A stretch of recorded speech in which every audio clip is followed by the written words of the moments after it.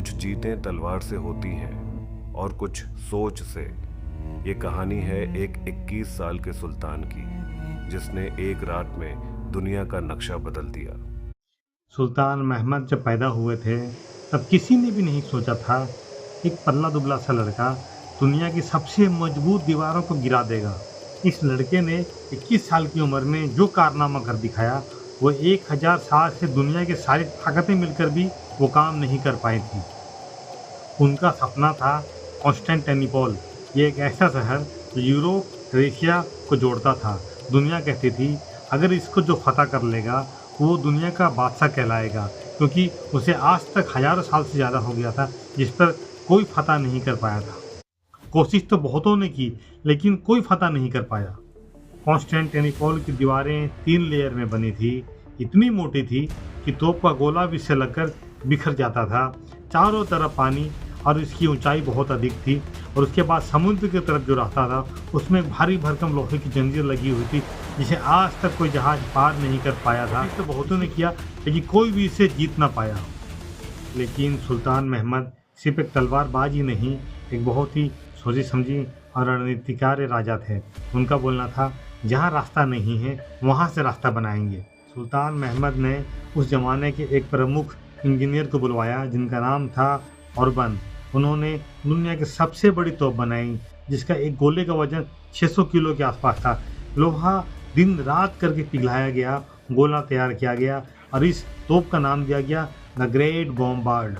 लेकिन एक बड़ी दिक्कत थी कॉन्स्टेंटिनोपल का बंदरगाह, जहाँ पर एक मोटी भारी भरकम जंजीर लगी हुई से अंदर जाने की इजाज़त और उन्हीं को थी जिनको वो बुलाते थे, और उसके बिना अंदर गए हमला को ठीक निशाने पर लगाना नामुमकिन था।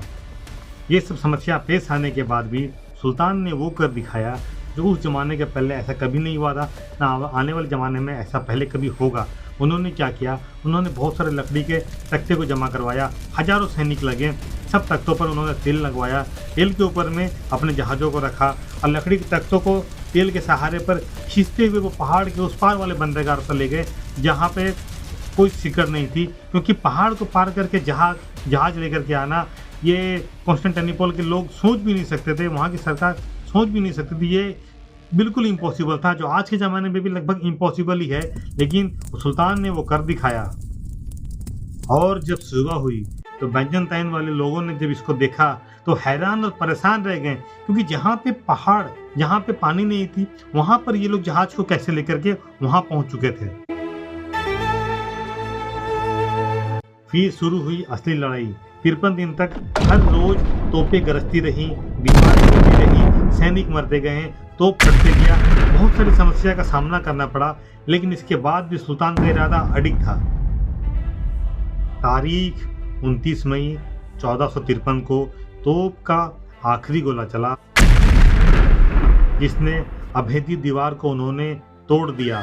उसके बाद सुल्तान ने वहाँ सजदा किया और कहा कि ये शहर आज से इस्तांबुल कहलाएगा। और ये कहानी थी कॉन्स्टेंटिनोपल के बाद, बैजेंटाइन के बाद इस्तांबुल बनने की ये असल कहानी।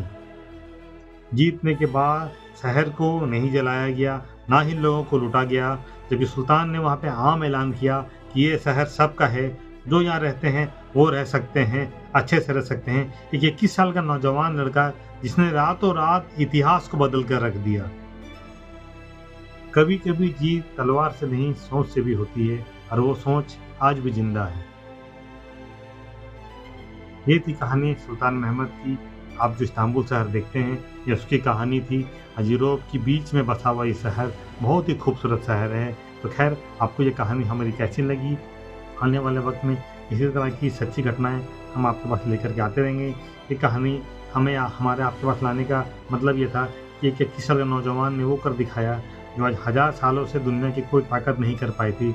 हमारा बोलने का मकसद, हमारा ये कहानी लाने का मकसद बस इतना था कि अगर आपकी नीयत हो तो उम्र कोई मायने नहीं रखता, कुछ भी कर सकते हो, बस आपकी नीयत और इरादा मजबूत होना चाहिए। इसलिए कभी अपने बच्चों को कमज़ोर मत आंकिएगा, कभी उन्हें उम्र का दिलासा मत दीजिएगा कि अभी तो बच्चा है, अभी तो छोटा है। करने वाले किसी भी उम्र में कुछ कर जाते हैं। भगत सिंह 23 साल की उम्र में देश के लिए शहीद हुए थे। वो चाहते तो माफ़ीनामा लिखकर बच सकते थे, लेकिन उन्होंने अपने आगे आने वाली सारी ज़िंदगी को उन्होंने बिल्कुल भी नहीं देखा।